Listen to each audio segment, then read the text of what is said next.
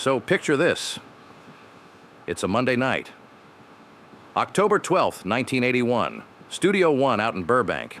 Everything's running like a Swiss watch. I mean, we're talking precision. Monologues landing. Audience is laughing in all the right places. Ed McMahon is over there doing that laugh that sounds like a car trying to start in winter. Band's ready. Cues are tight. It's one of those nights where you think, all right, we got this. And I'm in the middle of a joke. Probably something safe. Something about politics or Christmas shopping or why socks are still the #1 gift in America.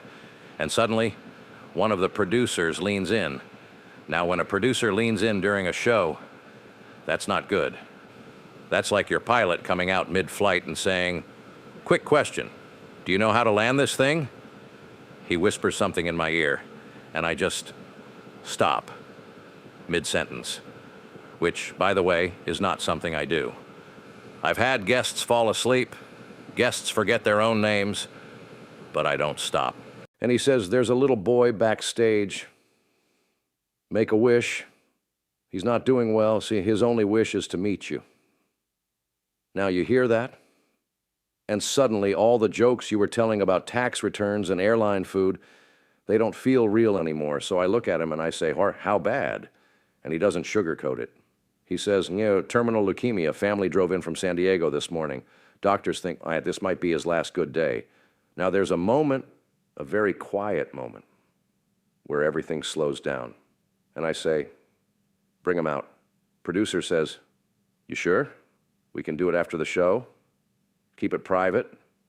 I said, no. Bring him out. Because sometimes you don't schedule humanity for later. Now let me tell you about this kid, 7 years old. His name is Timothy Marsh, 42 pounds. And leukemia had been fighting him for 3 years, not the other way around. It had been winning. But this kid had one thing that kept him going. Not Disneyland, not Superman, not meeting some big movie star. He wanted to meet me. Now that's a lot of pressure, because I've met me, and honestly, I'd aim higher. But here's the part that gets you. His mom, Barbara, single parent. His dad left when the diagnosis came, couldn't handle it, so it's just the two of them. And every night, no matter how bad things got, no matter how much pain he was in, they had a routine. 11:30 p.m., she turns on the show. She sits beside his hospital bed, and they watch together. Now, sometimes the kid couldn't laugh. Pain was too much. But his mom, she laughed. And when she laughed, he felt better. Think about that. Not the jokes, not the celebrities, just making his mom smile. 2 weeks before all this, Timothy says to her, Mama, before I go to heaven, can I meet the man who makes you smile? Now that'll stop you cold. Barbara tells him, honey, that's not how it works. You don't just call NBC and ask for Johnny Carson. And then she calls anyway. Because when you're a parent, logic takes a vacation. She calls the Make-A-Wish Foundation, makes the request, doesn't think anything will come of it. Then the phone rings, October 12th. One slot open. Can you get to Burbank? She says yes before they even finish the sentence. So now we're back in the studio. Commercial break ends. I look at the audience, and I say, folks, we're going to do something a little different tonight. Now that line usually means a prop didn't work. This time, it meant something else entirely.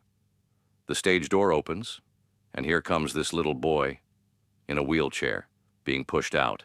Tiny, bald from chemo, suit that looks like it belongs to his older brother, if he had one.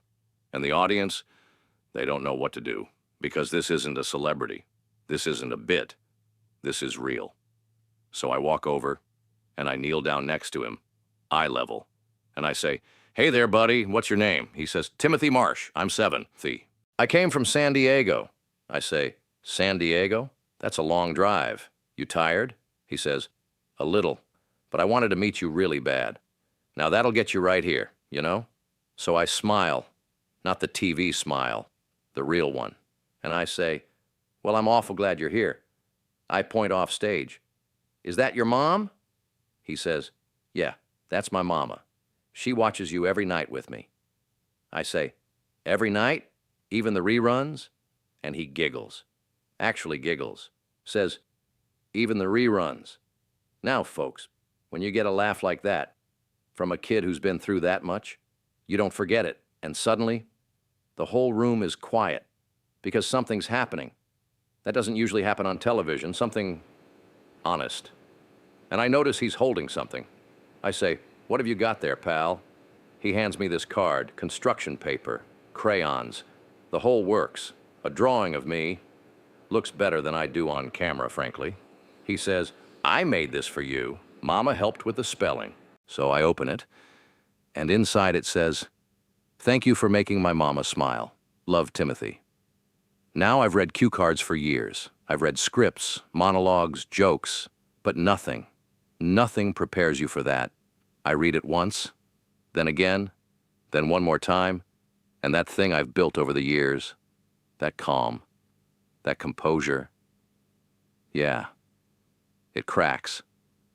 And I look at this kid, this 7-year-old, who used his one wish, not for himself, but to say thank you for making his mom smile. And suddenly, I'm not the host anymore.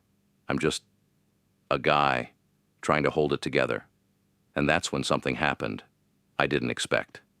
He sees me tearing up, and he reaches out, this tiny hand, puts it on my arm, and says, it's okay, Mr. Carson. Mama cries too sometimes. She says it means you got a big heart. Well, that'll do it. Yeah, that's where everything just gives way. Because when a 7-year-old kid, who's been through more hospitals than most of us have been through grocery stores, looks at you and comforts you, well, there's no training for that. There's no cue card. There's no joke to get you out of it. So I lose it. Not a little misty-eyed, not the polite television tear. I lose it. I pull him in gently because he's so fragile, and I just hold him. And there I am, a guy who's interviewed presidents, movie stars, astronauts, sitting on national television, crying like a kid who just dropped his ice cream. And nobody in that studio knows what to do. The audience? Half of them are crying. Ed McMahon, he's over there wiping his eyes, trying not to ruin his tie. The band? Doc Severinsen is pretending to check his trumpet. Nobody believes him.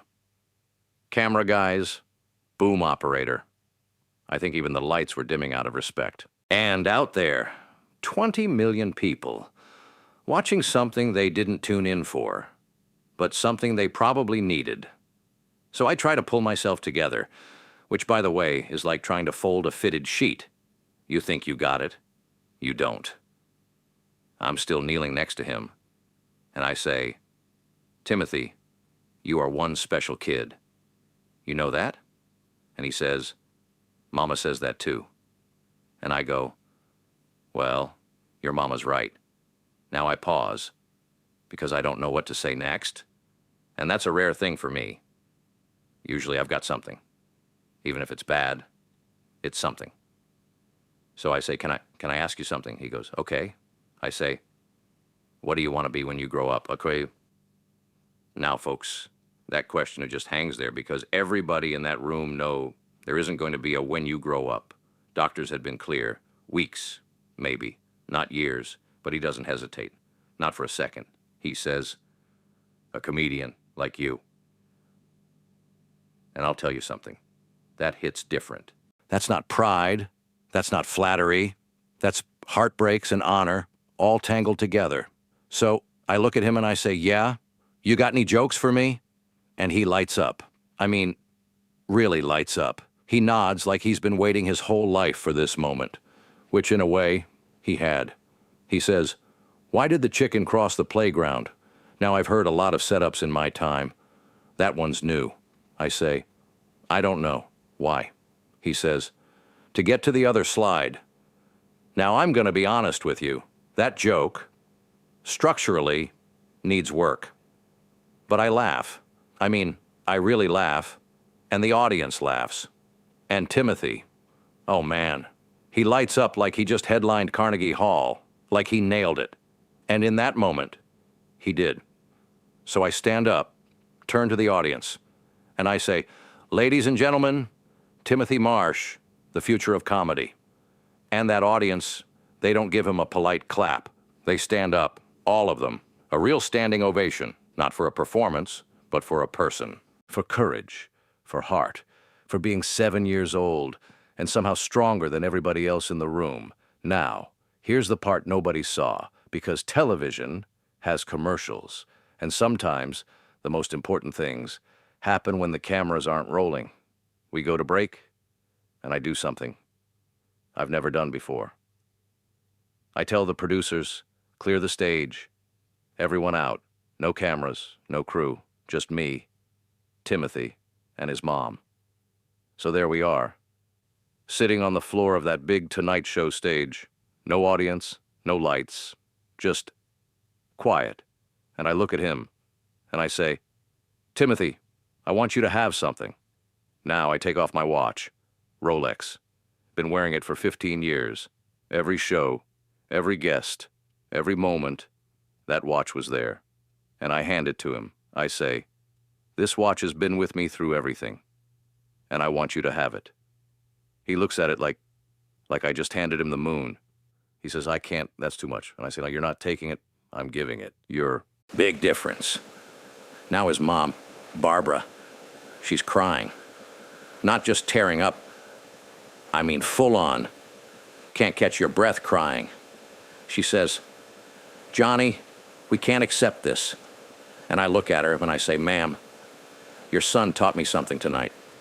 I say, he reminded me why I do this. Because you get caught up in it. The ratings, it's the guests, it's the business, and you forget. And I tell her, it's not about any of that. It's about making people smile when they need it most. I say, you two have been watching me every night, and I didn't even know you existed, but now I do. And then I tell her something else, something I don't say lightly. I say, I'm going to make sure Timothy gets the best care available, whatever he needs, however long he needs it. She starts to say something about money. I stop her. I say, I didn't ask about money. Then I grab a piece of paper and I write down my personal phone number. I hand it to her and I say, you call me day or night. If he needs anything, you call me. No conditions, no publicity, just call. And that night, that Monday night, that started like any other show. It didn't end like one, because somewhere between the jokes and the applause and the commercials, something real happened, something that didn't belong to television. It belonged to life. Now here's what happened after that night, because that wasn't the end of the story, not even close. Now here's the part people didn't see, the part that never made it to air, never made headlines, never got applause, but mattered more than anything that happened under those lights. Timothy didn't pass away that night. He didn't pass away the next week either. He lived 6 more months. 6 months the doctor said he wouldn't have. And I'll tell you something, those weren't ordinary months. Because when you make a promise to a kid like that, you don't forget it. I called him every week, sometimes twice. No cameras, no audience. No band playing me in, just a phone call. We'd talk about jokes, about comedy, about whatever a 7-year-old comedian wants to talk about. And when he got too weak to talk, when the pain was too much, I'd stay on the line. His mom would hold the phone up to his ear, and I'd do my monologue, just like this, except no audience, just one kid listening, laughing when he could. And that was the toughest crowd I ever played for. Because there's no faking it with a kid like that. If it's not funny, it's not funny. We tried everything. I made sure he got the best treatment available, brought in specialists, experimental stuff, things that weren't easy to get suddenly became available. Because when you've got a little influence, you use it. Not for bigger dressing rooms, not for better parking spots, for things that matter. There was a day he wanted to see Star Wars. Now he was too weak to go to a theater, so we didn't take him to the movie. We brought the movie to him, private screening, just him. Comfortable watching that galaxy far, far away. And for a couple hours, he wasn't a sick kid, he was just a kid. And there was one more thing, something I never talked about. Didn't announce it, didn't put my name on it. Because some things you don't do for applause. I set up a trust fund for his mother. Enough to cover everything. Medical bills, funeral expenses, and enough left over. So she wouldn't have to worry about money again. Only condition? She couldn't tell anyone where it came from. April 3rd, 1982. That's when Timothy passed away. 6 months, 6 extra months. And his mom, Barbara, she sent me a letter. I kept that letter in my desk, didn't show it to anybody. It was found there years later, after I was gone, and it said, "Dear Johnny, Timothy passed this morning peacefully. He was holding your watch." Now, you read that once, and you stop. You read it again, and it hits harder. She wrote, his last words were, "Tell Mr. Carson I hope I made him laugh." Think about that. Kid spent his life in hospitals, fighting something he couldn't beat, and his last thought was, "I hope I made you laugh." She said, "You gave my son 6 extra months of joy. You gave him dignity. You gave him a reason to fight a little longer. But most importantly, you saw him. Not as a dying boy, not as a tragedy, but as Timothy, a kid who loved jokes and wanted to make his mama smile." I never talked about him on the show. People would ask me about emotional moments. I'd change the subject. Tell a joke. That's what I do. But something changed after that night. You can't go through something like that and go back to business as usual. I started paying attention differently to the audience, to the people behind the cameras, to the stories nobody was telling. Started a foundation, didn't put my name on it. Nobody knew about it until much later.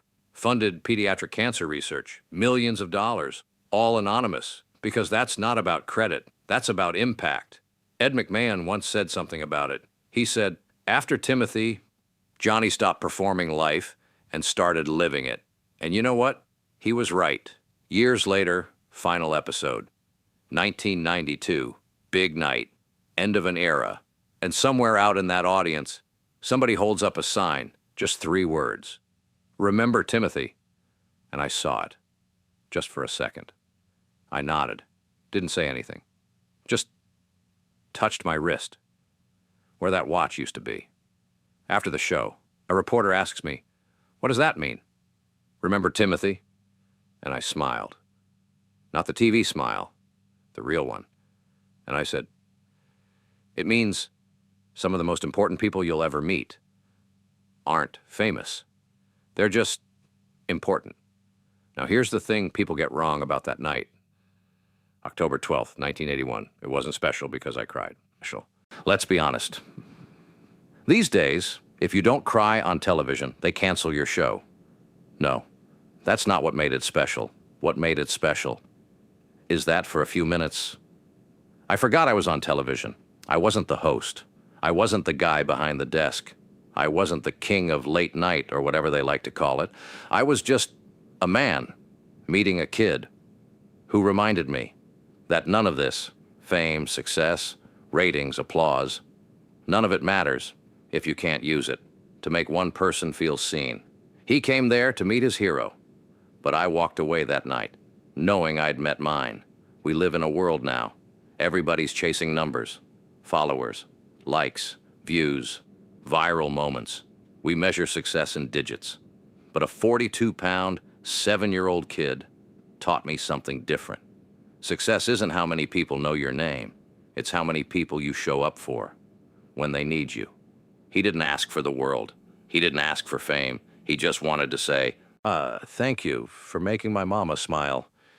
And somewhere along the way, without even realizing it, he asked a question he never said out loud.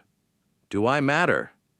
And standing there, with tears in my eyes, on national television, I answered him, "Yes, you matter more than you'll ever know." And he did. He still does. Every kid fighting something they can't beat, they matter. Every parent sitting beside a hospital bed, trying not to cry, they matter. Every person who feels invisible, like nobody sees them, they matter. Timothy reminded us of that, and I made sure we didn't forget. So tonight, when you go home, call somebody. Tell them they matter, because sometimes The most important people in your life, they aren't the ones on stage. They're the ones just hoping someone notices they're there.